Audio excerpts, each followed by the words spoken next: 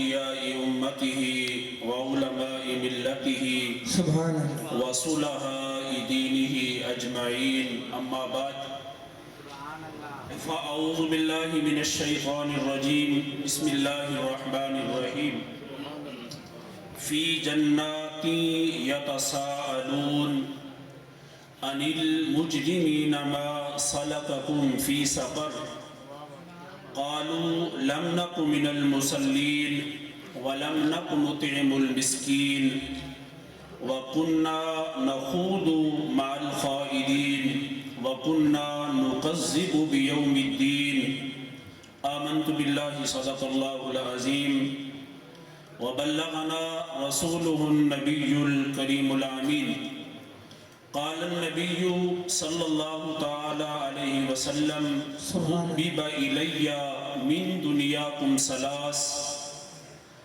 الطيب والمرأة المنكوحة وجعلت قرة عيني في الصلاة قال الله تبارك وتعالى في شان حبيبه إن الله وملائكته يصلون على النبي سبحان اللہ يا أيها الذين آمنوا صلوا عليه وسلموا تسليما اللهم صل وسلم على سيدنا وعلى آل سيدنا وأصحاب سيدنا ومولانا محمد وبارك وسلم صلاة وسلاما عليك يا سيدي يا رسول الله وعلى آلك وأصحابك يا حبيب الله بلغ العلا بكماله كشف الدجى بجماله حسنت جميع خصاله صلوا علیہ وآلہ عمل سے زندگی بنتی ہے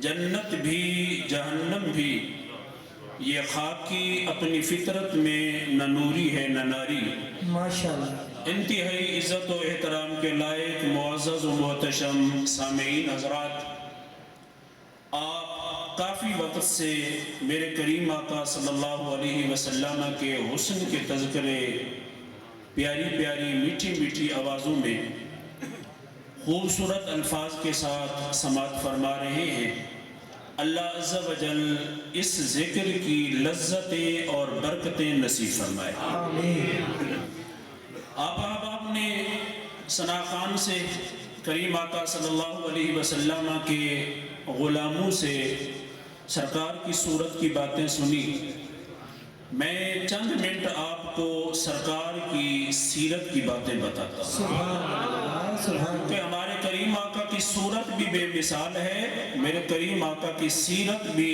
لاجواب ہے فقط صورت سے بات نہیں بنتی جب تک سیرت کو نہ اپنایا جائے فقط سیرت پہ عمل کرنے سے کچھ نہیں ہوتا جب تک صورت سے محبت نہ کی جائے ٹھیک ہے نا جو فقط سیرت والے ہیں وہ بھی بدبخت ہیں جو فقط صورت کے شہدائی ہیں سیرت کے قریب نہیں آتے وہ بھی بدبخت ہیں کامیاب وہ ہیں جو صورت کے عاشق ہیں سیرت کے دیوانے ہیں جو کچھ زبان سے کہتے ہیں وہ عمل سے کر کے دکھاتے ہیں تو میں نے آج کے مجمع میں جس موضوع کو عرض کرنا ہے یہ جو ہم کر رہے ہیں نا یہ سب کچھ ہماری پسند ہے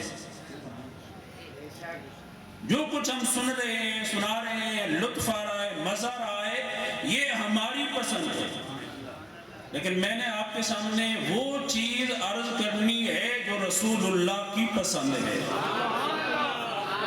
نا جو کس کی پسند ہے رسول اللہ کی اب آپ خود اندازہ لگائیں ہماری پسند مقدم ہے یا رسول اللہ کی پسند مقدم ہے میں نے پارہ نمبر 29 سورہ مدثر نعت خواہ حضرات نعت پڑھتے ہیں مزمل مدثر دی چادر والا مزمل بھی میرے آقا کی لباس کی قسمیں مدثر بھی میرے آقا کی لباس کی قسمیں اللہ عز و جل اس میں قیامت کے دن کا منظر بیان فرماتا ہے فی جنات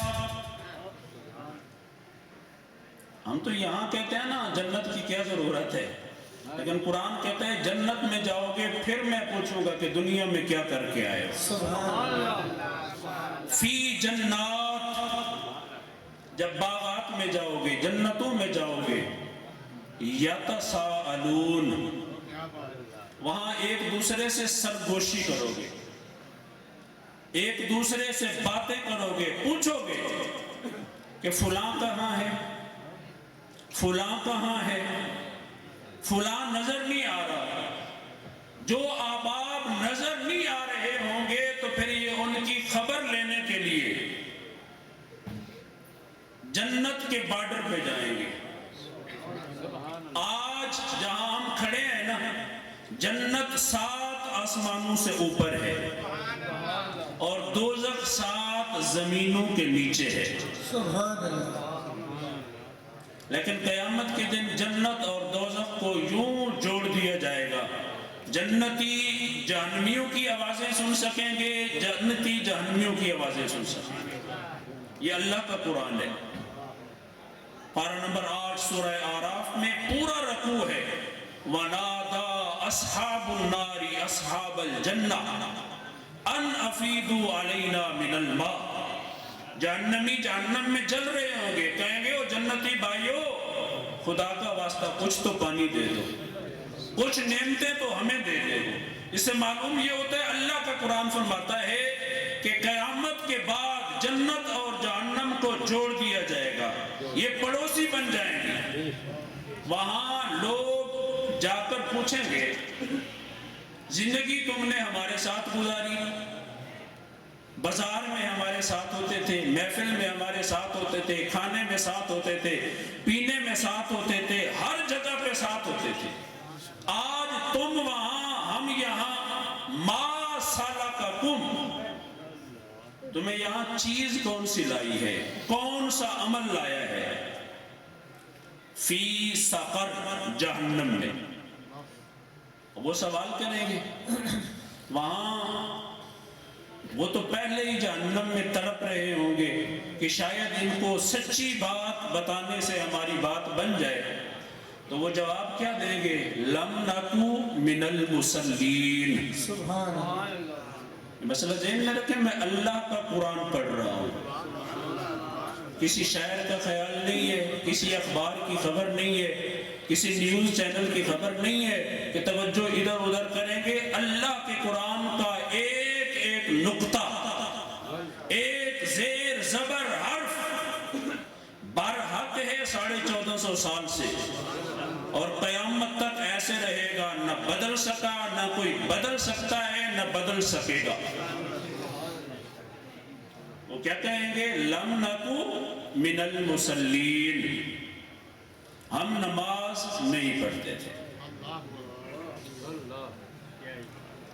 یہ اللہ کا قرآن، لم نکو من المصلین، کہ ہم ہر کام کرتے تھے، ہم نماز نہیں پڑھتے تھے۔ اور دوسرا، وَلَمْ نَكُ نُطْعِمُ الْمِسْكِينَ، جب کوئی حاجت مند، ضرورت مند مسکین بیچارہ آ جاتا تھا، ہم اسے کھانا نہیں کھلاتے تھے۔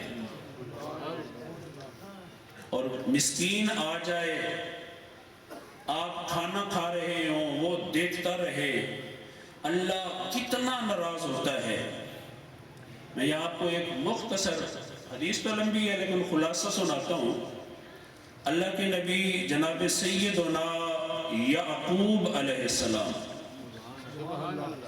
اللہ کے نبی جناب سیدنا یعقوب علیہ السلام ایک دن بیٹھے تھے، آپ کا ایک ساتھی، دوست، جگری یار پاس آ گیا۔ اس نے کہا یعقوب سناؤ، آپ رو پڑے۔ فرمایا یوسف کی جدائی نے کمر توڑ دی ہے اور آنکھوں کو سفید کر دیا ہے۔ جب انہوں نے یہ کہا نا، اللہ نے فرمایا جبریل زمین پہ اترو، میرے یعقوب سے ملو اور ان سے کہو میرے ہو کر غیروں سے میرے گلے شکوے کرتے ہیں، میرے ہو کر غیروں سے میرے شکوے کرتے ہو۔ یوسف کو آپ سے جدا اس نے تھوڑا کیا ہے، جدا کرنے والا بھی میرا اللہ ہے، موت دینے والا بھی میرا اللہ ہے، بیٹے دینے والا بھی اللہ ہے، واپس لینے والا بھی میرا اللہ ہے، بھائی دینے والا بھی اللہ، انہی بھائیوں کو واپس بلانے والا بھی اللہ نے تو اسرائیل کے ذمہ کچھ نہیں لگایا، ہم دنیا کے ذمہ لگائے پھرتے ہیں۔ یعقوب علیہ السلام نے کہا، جبریل جب آئے سلام دیا اور اللہ کا پیغام سنایا، حضرت یعقوب علیہ السلام نے فوراً اپنے اس عمل سے رجوع کیا، اور جو کچھ انہوں نے کہا اللہ نے قرآن کی آیت پارہ نمبر 13 سورہ یوسف میں بیان کی، قال انما اشکو بثی وحزنی الی اللہ، اے بے نیاز رب میرا ہر شکوہ، ہر فریاد، ہر دکھ، ہر درد فقط تیری طرف ہے، یا اللہ بس تو ہی میرا ہے، میری ہر دکھ کا مداوع تیرے پاس ہے۔ اللہ نے فرمایا، جبریل اب میرے یار نے نا ہر سہارے کو چھوڑ کر میری ذات کو اپنا لیا ہے، پکڑ لیا ہے، اب ایسے کرو آج ہی پیغام پہنچا دو کہ ہم نے انہیں یوسف بھی ملانا ہے، بنیامین بھی ملانا ہے۔ سبحان اللہ، سبحان اللہ۔ پھر اللہ نے یہ بھی فرمایا، اے پیارے یعقوب یوسف بھی مصر میں موجود ہے، بنیامین بھی موجود ہے، اگر بالفرض آپ کے دونوں شہزادے دنیا سے رخصت ہو چکے ہوتے، پردہ فرما چکے ہوتے، نبی انتقال کر چکے ہوتے، آپ کے ان محبت والے دعایا جملوں سے انما اشکو بثی وحزنی الی اللہ، میں اس قدر خوش ہوا ہوں کہ قبروں سے نکال کر زندہ کر کے میں آپ کو دوبارہ ملوا دیں۔ اب یہ بات یہاں تک ہو گئی، اب جبریل عرض کرتے ہیں، پیارے یعقوب اللہ فرماتا ہے ہم نے 37 سال کچھ مہینے جناب یوسف کو آپ سے جدا کیا، پھر تقریباً 25 سال تک بنیامین کو آپ سے جدا رکھا، آپ جانتے ہیں کہ ہم نے کیا کیوں؟ یہ آزمائش ہم نے کیوں آپ کے ذمہ لگائی؟ اس امتحان سے آپ کو کیوں گزارا؟ اب اللہ کے نبی ہیں، ہماری طرح تو ہے نہیں، جس چیز کا علم ہے اس کا بھی جواب دیں گے، جس کا نہیں ہے اس کا بھی جواب دیں گے۔ یہ مسئلہ ذہن میں رکھیں، آپ میں سب مسلمان کسی بھی بات کا جواب دینا ہم پر فرض نہیں ہے، البتہ جب جواب دیں تو صحیح جواب دینا ہم پہ فرض ہے۔ ہر چیز کا علم ہر بندے کے پاس ہو یہ ضروری نہیں ہے، ہر چیز کے ماہر ہیں، ہر چیز کے اسپیشلسٹ ہیں، آپ ان کی طرف جائیں گے تو آپ کا وہ مسئلہ حل ہوگا۔ اگر ہر مسئلے کا حل خود نکالنا شروع کر دیں انجام کیا ہوگا؟ جان سے بھی جائیں گے، ایمان سے بھی جائیں گے۔ تو اللہ کے نبی نے فرمایا، جبریل اللہ عالم، میرا اللہ جانتا ہے کہ یہ آزمائش کیوں آئی، میرے علم میں نہیں۔ جبریل نے کہا، اللہ فرماتا ہے ایک دن افطاری کا وقت تھا، کیا تھا؟ افطاری کا، اور آپ نے بکری ذبح کر کے کھانا بنا کے اپنی بیوی، بچوں، بیٹیوں، پوتوں کو سب کو بٹھایا ہوا تھا، دسترخوان سجایا ہوا تھا، افطاری کے لیے بیٹھے تھے کہ ایک مسکین آ گیا تھا، وہ بار بار آپ کی طرف دیکھ رہا تھا، کھانے کی طرف بھی دیکھ رہا تھا، آنسو بھی بہا رہا تھا، آپ کے پورے خاندان میں سے کسی نے اس کی آنکھوں سے بہتی ہوئی ہنجروں، آنسوؤں کی طرف توجہ نہیں کی تھی، وہ اپنی بھوک کو چھپا کر تڑپتا ہوا وہاں سے چلا گیا تھا۔ اے پیارے یعقوب، اس ایک مسکین کو خالی لوٹانے کے بدلے میں ہم نے اتنی بڑی آزمائش اور امتحان میں آپ کو ڈالا۔ ٹھیک ہے نا، یہ حدیث پاک کی کتاب ہے مشہور الترغیب والترہیب، اس کے اندر یہ حدیث پاک موجود ہے۔ تو اس لیے خود کھا لینا یہ کمال نہیں، جب کھا رہے ہو نا جو بھی آ جائے اس کا لباس نہ دیکھیں، اس کے ہاتھ نہ دیکھیں، اس کی شکل و صورت نہ دیکھیں، اسے فی الفور صلح ماریں. اور صلح وہ نہیں ہوتی جذبات کا اظہار، پیار سے اس کا ہاتھ پکڑ لیں، اسے کہیں یار بیٹھ 2 لقمے تو کھا لے. قرآن کہتا ہے وَلَمْ نَكُ نُطْعِمُ الْمِسْكِينَ، جو مسکینوں کو کھانا نہیں کھلاتے نا، اللہ فرماتا ہے وہ جہنم میں ہوں. اور الحمدللہ ہم سنیوں میں کھانا کھانے کی نہیں، تا حد نظر جو رسول اللہ کے غلام ہوتے ہیں نا، محفل کے بعد سب کو کھانا کھلاتے ہیں. یہ عمل بھی ہمارا کھانا کھلانے والا انشاءاللہ جنت میں لے جائے. سبحان اللہ. اور تیسری چیز جو جہنم میں لے جائے گی، پہلا بے نمازی ہونا، دوسرا مسکینوں کو، کیونکہ ہم سخت باتیں بھی بعض اوقات کرنی پڑتی ہے. جب ہم دعوت کرتے ہیں نا، دعوت پہ بھی ان کو بلاتے ہیں جن کے گھر میں 20 طرح کے کھانے پکے ہوئے ہوتے ہیں. سبحان اللہ. افطار کے موسم میں آپ نے افطار پارٹیاں دیکھی ہوں گی. افطار پارٹیوں میں کون بیٹھے ہوتے ہیں؟ جو روزانہ گھر میں اچھا کھاتے ہیں، 10 قسم کے کھانے ان کے گھر میں پڑے ہیں، آج بھی ان کے سامنے ہے. جن کے گھروں میں کھجوریں بھی نہیں ہوتی، ماشاءاللہ. روکی سوکھی روٹی بھی نہیں ہوتی، ہم انہیں نہیں بلاتے. البتہ ان کی شرافت، ہمارے باپ کے جنازے کو کندھا وہ دے رہے ہوتے ہیں، جنہیں ہم ولیمے پہ نہیں بلاتے، افطاری پہ نہیں بلاتے، جن کے گھر میں مٹھائیاں بیٹے کی پیدائش کی نہیں دیتے. ہمارے رشتہ دار تو پہنچتے نہیں، آس پاس والے امیر لوگ وہ کہتے ہیں کارٹون خراب ہو جائے گی. وہ تو جنازگاہ میں بھی کیسے پہنچتے ہیں؟ گاڑی پہ. قبرستان میں بھی گاڑی پہ. وہ محلے کے غریب مزدور مسکین ہوتے ہیں جنہیں ہم کسی چیز میں شامل نہیں کرتے، وہی ہمارے پیاروں کو کندھے دے کر گرمی میں جا رہے ہوتے ہیں، سر سے پاؤں تک پسینہ ہوتا ہے، ٹانگیں بیچاروں کی کانپ رہی ہوتی ہیں، لیکن وہ کہتے ہیں یار کیا کریں، ہمسایہ ہے، ہمسایہ باپ پیو دجایا. لیکن ہم انہی کو بھول جاتے ہیں. اور میرے کریم آقا کی وہ حدیث سنے بخاری و مسلم کی، میرے آقا نے فرمایا بدتر دعوت ہے وہ، بدتر وہ کھانا ہے جس میں امیر کے لیے کھانا اور ہو، غریب کے لیے اور. ٹھیک ہے نا؟ میرے کریم آقا نے فرمایا جہاں امیر کے لیے کھانا اور پیش کیا جائے، غریب کے لیے اور کیا جائے، خواہ وہ دعوت ولیمہ ہو، خواہ وہ میلاد ہو، خواہ وہ کوئی خانی ہو، تیجا ہو، برسی ہو، کوئی کھانا ہو جس میں 2 طرح کے کھانے بنائے جائیں، پھر فرق کیا جائے، سفید پوش ادھر جائیں، مزدور طبقہ ادھر جائے. میرے آقا کہتے ہیں وہ دعوت رب کے لیے ہے ہی نہیں، وہ شیطان کو راضی کرنے کے لیے کائنات کا بدتر کھانا ہے.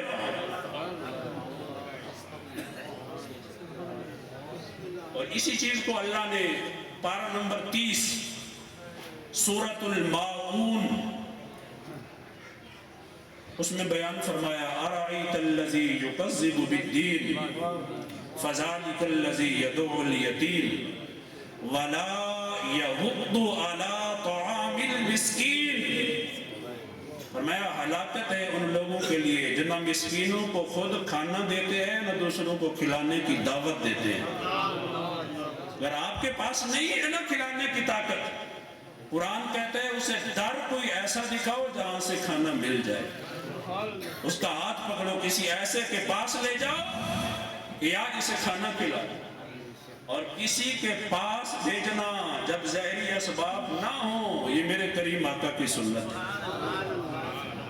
سرکار مسجد میں جلوہ گر ہے، ایک مہمان آ جاتا ہے، بدو ہے، دیہاتی ہے، یا رسول اللہ رات بھی رہنا ہے کھانا بھی کھانا ہے. میرے کریم آقا نے فرمایا میرے صحابہ تم میں سے ہے کوئی جو آج کی رات اس کا میزبان بنے؟ حضرت ابو ایوب انصاری رضی اللہ عنہ کھڑے ہوئے، یا رسول اللہ جب آپ مدینے میں آئے تھے تو آپ کا میزبان بھی میں تھا، آپ کا میزبان بھی میں تھا، تو آپ کا مہمان ہے تو اس کی خدمت بھی میں کروں گا. تو حضرت ابو ایوب انصاری اس مہمان کو گھر لے کر گئے، بیوی سے کہا سناؤ، اس نے کہا سچی بات یہ ہے صرف ایک بندے کا گھر میں کھانا ہے، 3 بچے بھی ہیں، آپ بھی ہیں، میں بھی ہوں، مہمان بھی آ گیا۔ فرمایا ایسے کرو بچوں کو ہے نا بہلا کر سلا دو بھوکا۔ یہ کسی ایک صحابی کا واقعہ نہیں ہے، وَيُطْعِمُونَ الطَّعَامَ عَلَىٰ حُبِّهِ مِسْكِينًا وَيَتِيمًا وَأَسِيرًا۔ میرے آقا کی صحبت سے فیض پانے والے ہر صحابی کا جذبہ یہی تھا، ہر غلام کی یہی شان ہے۔ اس لیے تو رب نے فرمایا وَيُؤْثِرُونَ عَلَىٰ أَنفُسِهِمْ وَلَوْ كَانَ بِهِمْ خَصَاصَةٌ، کہ وہ اپنی جانوں پر دوسروں کو ترجیح دیتے ہیں اگرچہ خود کئی دن سے بھوکے ہوں۔ اب حضرت ابو ایوب انصاری کہنے لگے بچوں کو سلا دینا، دسترخوان لگا دینا اور گھر کے ایک کونے میں چراغ جلا دینا۔ اب دسترخوان پہ سامنے مہمان ہوگا، اس کے ساتھ میں بیٹھوں گا، وہ کھانا کھانا شروع کرے گا، آپ نے اٹھ کر چراغ کو صحیح کرنے کے بہانے بجھا دینا ہے، میں خالی منہ چباتا رہوں گا، وہ کھانا کھاتا رہے گا، وہ کہے گا یار یہ بھی چبانے کی آواز آ رہی ہے، یہ بھی کھا رہا ہے، وہ پیٹ بھر کر کھانا کھا لے گا، میں اس کو راضی کرنے کے لیے ایک اس کی نقل اتارتا رہوں گا، میرا اللہ راضی ہو۔ رات گزر گئی، مہمان نے پیٹ بھر کر کھانا کھا لیا، خوش نصیب بیوی نے بچوں کو بھی سلا دیا۔ اس لیے کہتے ہیں نا بندہ نیک فقط اپنی ذات سے نہیں بنتا، نیک بھی گھر والے بناتے ہیں، سخی بھی خود نہیں بنتا، سخی بھی گھر والے بناتے ہیں، گناہگار پاپی عادی مجرم چور ڈاکو فراڈیا خود نہیں بنتا، یہ بھی گھر والے ماں باپ بہن بھائی بناتے ہیں۔ نیکی برائی میں گھر سے جیسی مدد سپورٹ ملتی ہے بندہ ویسا بن جاتا ہے۔ صبح ہوئی مسجد میں گئے، نبی کریم صلی اللہ تعالی علیہ وسلم نے مسکراتے ہوئے فرمایا ابو ایوب رات جو تو نے ضیافت کی ہے، مہمان نوازی کی ہے، آپ کی یہ ادا میرے اللہ کو بڑی پسند آئی۔ اب تیسری چیز چلیں، وَقُلْنَا نَخُوضُ مَعَ الْخَائِدِينَ۔ اس پہ ہم نے توجہ کرنا ہے کہ ہم میں سے اکثر و بیشتر اس مرض کا شکار ہو جاتے ہیں۔ نمازی الحمدللہ ہیں ہم، اگر کوئی نہیں اللہ بنا دے گا انشاءاللہ۔ نبی کے میلاد کا صدقہ انشاءاللہ تبدیلی آئے گی، دل کی دنیا بدلے گی، صبح کی نماز باجماعت نصیب ہوگی انشاءاللہ۔ جب تک سانس باقی رہے گی نا نماز قضا نہیں ہوگی، کوئی سجدہ نہیں چھوٹے گا انشاءاللہ۔ آج کی رات میں نبی کے میلاد کا جو ہمیں لنگر ملے گا نا بارگاہ خدا بندی سے، وہ یہی ہے کہ ہم سب نمازی بن جائیں گے۔ حاجی سلامت صاحب، حاجی اسلام صاحب جو لنگر دیں گے انشاءاللہ ان سے ہمارا نظام چل جائے گا۔ لنگر دونوں طرح کے ملیں گے، ایک لنگر خداوند سے، ایک خداوند کے بندوں سے۔ اور الحمدللہ حسب توفیق ہم سنی تو کھلانے کے عادی ہیں، اس لیے دوسرے ہمیں کہتے ہیں یہ ان سب کے پیٹ کے دھندے ہیں، ہمیں تانا دیتے ہیں نا ان کے پیٹ کے دھندے ہیں، حالانکہ انہیں بھی سامنے کھڑا کر دو ہمارے نعت خواں کو، مجھے وہ ہم سے اتنے ہوں گے، زیادہ وہ کھاتے ہیں بدنام ہمیں کرتے ہیں۔ حقیقت ان کے بھی دیکھ لیں، ہم بھی جتنے نعت خواں حضرات بیٹھے ہیں، میں بھی کھڑا ہوں، ہمارے شہر کے جتنے ہیں سوا ایک دو کے جتنے ہیں سمارٹ ہیں، ان کے جتنے دیکھو گے نا ماشاءاللہ۔ اب زیادہ کھانے والا موٹا ہوتا ہے یا تھوڑا کھانے والا، اسے پتہ چلتا ہے وہ بدنام ہمیں کرتے ہیں، کھانے میں ہیں وہ آگے۔ اب تیسری چیز سنیں، میں انشاءاللہ مختصر بات کرتا ہوں، 2-4 باتیں سنا کر انشاءاللہ ختم کرتا ہوں، کیونکہ اصلاح از حد ضروری ہے۔ وَقُلْنَا نَخُوضُ، جہاں لوگ بیٹھ کر بکواس کر رہے ہوتے تھے ہم بھی ان کے ساتھ بیٹھ جاتے تھے، جہاں لوگ لغو باتیں کر رہے ہوتے تھے، کوئی قرآن کے خلاف چل رہا ہے ہم ساتھ، کوئی نبی کی حدیث کے خلاف چل رہا ہے ہم ساتھ، کوئی نبی کے صحابہ کو بھونک رہا ہے ہم ساتھ، کوئی نبی کے آل بیت کو بھونک رہا ہے ہم ساتھ، کوئی نماز کے خلاف باتیں کر رہا ہے ہم ساتھ، کوئی اسلام کے خلاف باتیں کر رہا ہے، ہم خاموش مزاج ہو کر وقت گزارنے کے لیے بیٹھ جاتے تھے۔ یہ عمل کہ ہر محفل میں رنگ جانا، اپنی شناخت، اپنی پہچان کو بھلا دینا، یہ ایک ایسا عمل ہے جو جہنم میں لے جائے گا۔ یہاں میں آپ کو چھوٹی سی گزارش کروں، ہمارے سنی جوان یا بزرگ کہ ادھر ادھر چلے جائیں نا، دوسروں کے پاس جانا پڑ جاتا ہے، ان کو انگوٹھے چومتے ہوئے شرم آتی ہے، حالانکہ وہ ہماری مسجدوں میں دھڑلے سے رفع یدین کر رہے ہوتے ہیں، وہ تو نہیں شرماتے، آپ کیوں شرماتے ہیں؟ وہ ہماری مسجدوں میں دھڑلے سے رفع یدین کر رہے ہیں، وہ اپنا عمل کرتے ہوئے نہیں شرماتے، تمہیں انگوٹھے چومتے ہوئے کیوں شرم آتی ہے؟ وہ ہماری مسجدوں میں آتے ہیں، کھڑے ہو کر تکبیر سنتے ہیں، ہم انہیں نہیں بٹھاتے، آپ وہاں جاتے ہیں، آپ ان سے پہلے کھڑے ہو جاتے ہیں، آپ کو کیا اپنے عقیدے اور نظریات سے نفرت ہے؟ بھئی جہاں بھی جاؤ اپنی سوچ، اپنا نظریہ، اپنے عقائد پہ مضبوط رہو، کوئی ہوا تمہارے رخ کو نہ بدل سکے۔ وہاں جواب دینا ہے سیدنا فاروق اعظم والا۔ کیا بات ہے، کیا بات ہے۔ جناب فاروق اعظم رضی اللہ عنہ جب کلمہ پڑھ کر آئے نا، یا رسول اللہ کیا ہم حق پر نہیں ہے؟ فرمایا حق پر ہیں۔ یا رسول اللہ پھر برملا آج جا کے کعبے کے سین میں نماز پڑھتے ہیں۔ کعبے کے سین کی طرف 40 افراد کو لے کر آگے عمر ہیں، پیچھے امیر حمزہ ہیں، جا رہے ہیں، تو ایک کافر آ کر کہتا ہے عمر کیا تمہیں خوف نہیں ہے کہ تیری بیوی بیوہ ہو جائے، تیرے بچے یتیم ہو جائیں؟ فاروق اعظم رضی اللہ تعالیٰ عنہ نے جو جواب دیا نا، اسے ایک شاعر نے یوں بیان کیا، ہم وہ پتے نہیں جو جھڑ جائیں گے ہوا کے جھونکوں سے، جاؤ ان آندھیوں سے کہہ دو اپنی اوقات میں رہیں۔ نعرہ تکبیر، نعرہ رسالت، نعرہ تحقیق، نعرہ حیدری، نعرہ غوثیہ، نعرہ حق اہل سنت۔ جزاک اللہ جی۔ گزارش یہ ہے یار جہاں آپ ہیں نا، اس پہ جہاں بھی ہوں ڈٹ جائیں، جہاں بھی ہوں ڈٹ جائیں۔ یہ نہ دیکھیں گھر کس کا ہے، حکومت کس کی ہے، سامنے کون ہے، محفل کس کی ہے، نہیں، یہ دیکھو کہ ہم کون ہیں، ہمارا عقیدہ کیا ہے۔ وہ انڈیا کے ایک مشہور خطیب صاحب ہے نا، سید ہاشمی میاں جی، وہ اس مسئلے کا استدلال کرتے ہیں نبی پاک کے ایک معجزے سے۔ کہتے ہیں نبی پاک تشریف فرماتے، ابو جہل آ گیا، مٹھی بند کی ہوئی تھی، کہا یا محمد در رسولی بگو در مجتمع چیز، اے پیارے محمد اگر آپ واقعی نبی ہیں تو بتاؤ میری مٹھی میں کیا ہے۔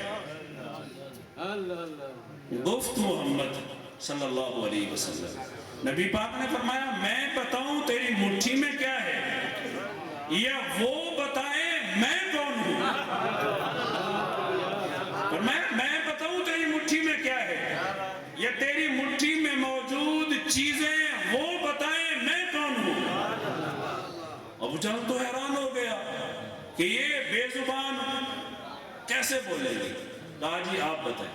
فرمایا مٹھی کھول، 6 یا 7 کنکریاں تھی، وہ پڑھ رہی تھی اشہد اللہ الہ الا اللہ واشہد ان محمدن عبدہ ورسولہ۔ ہاشمی میاں یہ بیان کر کے کہتے ہیں اے انسان زیادہ نہیں، اس کنکری جتنا تو مضبوط ہو جا۔ کنکری ابو جہل کے ہاتھ میں، سلطنت اس کی ہے، حکومت اس کی ہے، طاقت اس کی ہے، اس کی مٹھی پہ بیٹھ کر پھر بھی کہتی ہیں لا الہ الا اللہ محمد رسول اللہ۔ لیکن یہ ہوتا ہے حق۔ ہم نے تو عموماً دیکھا جس محفل میں جاتے ہیں نا ان کا رنگ ہم پہ چڑھ جاتا ہے، جہاں گئے نا ان کا رنگ چڑھ گیا۔ بھئی رنگ چڑھے تو صرف حق کا چڑھے. بے شک کیا بات. جو یہاں حق ہے نا وہ دوسری مسجد میں بھی حق ہے, تیسری مسجد میں بھی حق ہے, فلاں محفل میں بھی حق ہے. حق یہ نہیں ہوتا کہ یہاں حق ہے دوپہر کو حق نہیں ہوتا. وہ جو حق بدلتا رہتا ہے نا وہ ہمارے معاشرے میں ڈرائیوروں کے پاس ہوتا ہے. وہ ہمارے معاشرے میں کیسے حق بدلتا ہے. آپ کسی بس میں سفر کریں نا, جب صبح 4 بجیں گے وہ قرآن کی تلاوت لگائیں گے, سورج طلوع ہونے تک تلاوت, سورج طلوع ہوگا پھر نعت شریف, تھوڑا ٹھنڈا ٹھنڈا ٹائم جب تک ہے تلاوت کے بعد نعت رہے گی.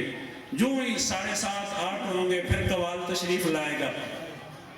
جب 11 بجے گے نا پھر نصیب و لال دے آتا ہوگا. سفر آپ نے بھی کیا ہوگا, ہم نے بھی کیا ہے. یار صبح 4 بجے کون تھا؟ میرا اللہ نہیں تھا. سورج طلوع ہونے پہ کون ہے؟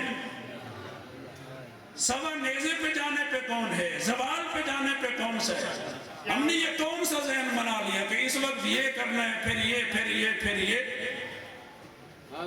اب 2 باتیں نماز کے متعلق مختصراً. میں نے ایک حدیث پاک پڑھی, میرے کریم آقا فرماتے ہیں شرق تا غرب شمال تا جنوب, اس کا نام ہے دنیا.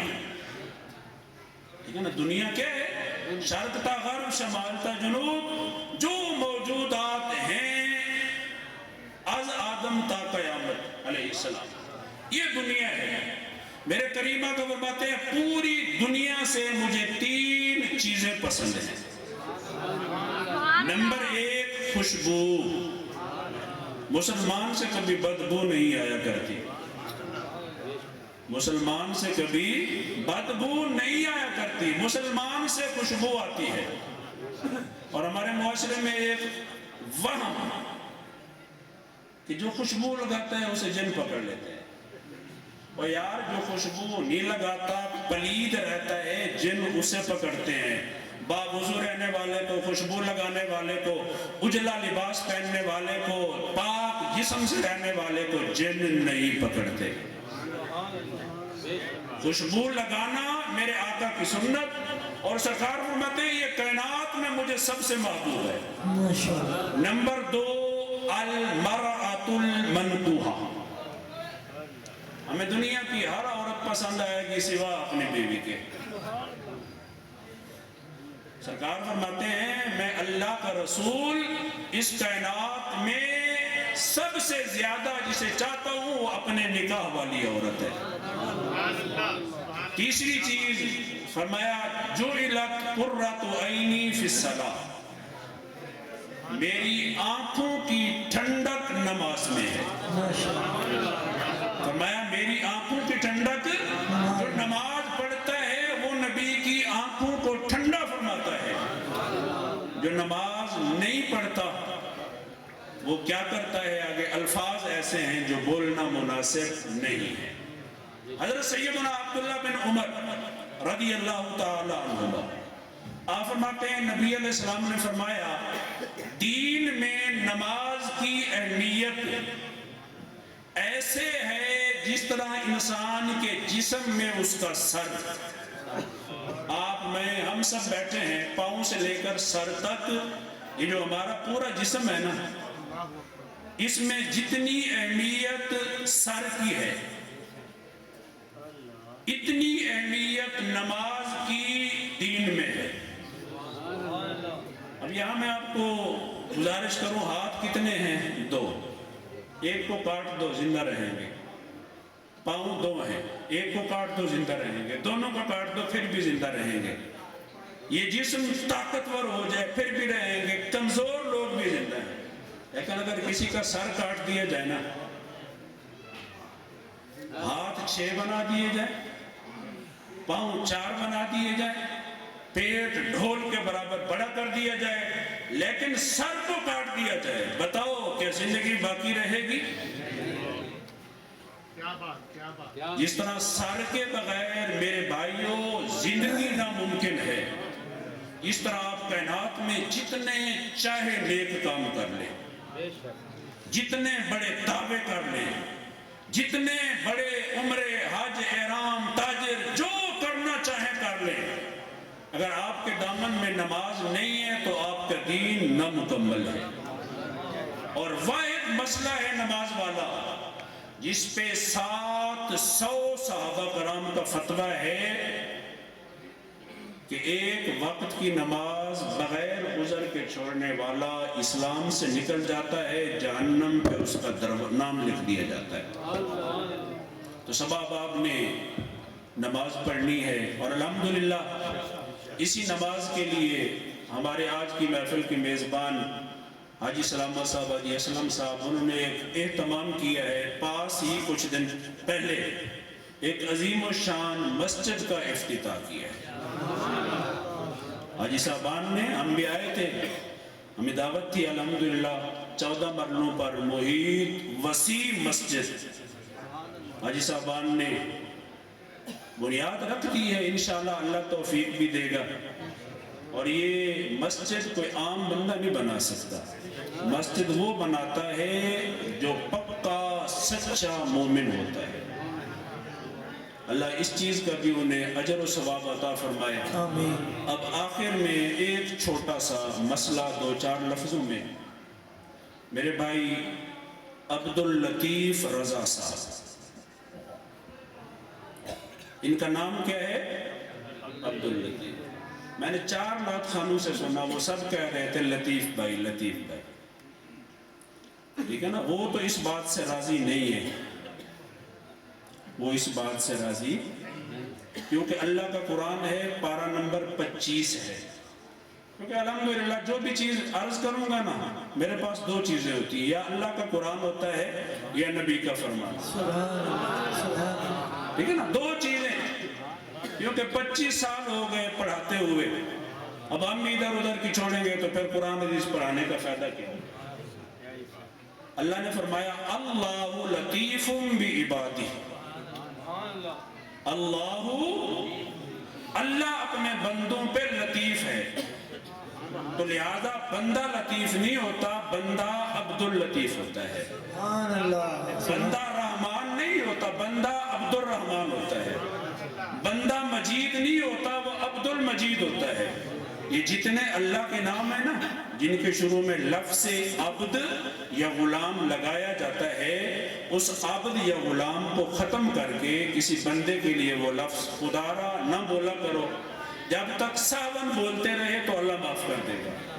آج مسئلے کا پتہ چل گیا، تو آپ سب آپ جتنے بھی بھائی صاحب سے ملنے والے ہیں، مجھ سمیت، ٹھیک ہے نا جی، عبداللطیف بھائی کہیں، لیکن لطیف کہنا یہ جائز نہیں کہ لطیف فقط میرا اللہ ہے، لطیف فقط میرا اللہ ہے۔ اور میرے کریم آقا فرماتے ہیں جب کسی مسلمان بھائی میں کوئی اصلاح کا پہلو دیکھو نا، اس کی اصلاح کر کے سمجھا دو۔ اگر اصلاح کرنے پر قادر ہونے کے باوجود آپ نے اصلاح نہ کی تو آپ قیامت کے دن گنگے شیطان شمار کیے جائیں گے، ٹھیک ہے نا؟ ایک بندہ کسی اپنے بھائی میں خامی دیکھتا ہے اور اس کی اصلاح پر قادر ہے، اور سامنے والا بھی اصلاح کرانے کے لیے تیار ہے، آپ پھر بھی اس کی اصلاح نہیں کرتے، فرمایا ایسا بندہ خاموش رہنے والا گنگا شیطان ہوا کرتا ہے۔ اس لیے جہاں کہیں بھی اللہ کوئی اصلاح کا موقع دے، لیکن اصلاح ہوتی کیا ہے؟ پیار کے ساتھ، محبت کے ساتھ، غضب سے نہیں ہوتی، ڈانٹ کے ساتھ نہیں ہوتی، سامنے والے کی تذلیل کر کے نہیں ہوتی، خیر خواہی کے ساتھ ہوتی ہے۔ اللہ عز و جل ہم سب کو با ادب بھی بنائے، 5 گانا نماز پڑھنے والا بھی بنائے، اپنے راستے میں کھلانے والا، لٹانے والا، تقسیم کرنے والا بھی بنائے، اور اللہ لاغو باتوں سے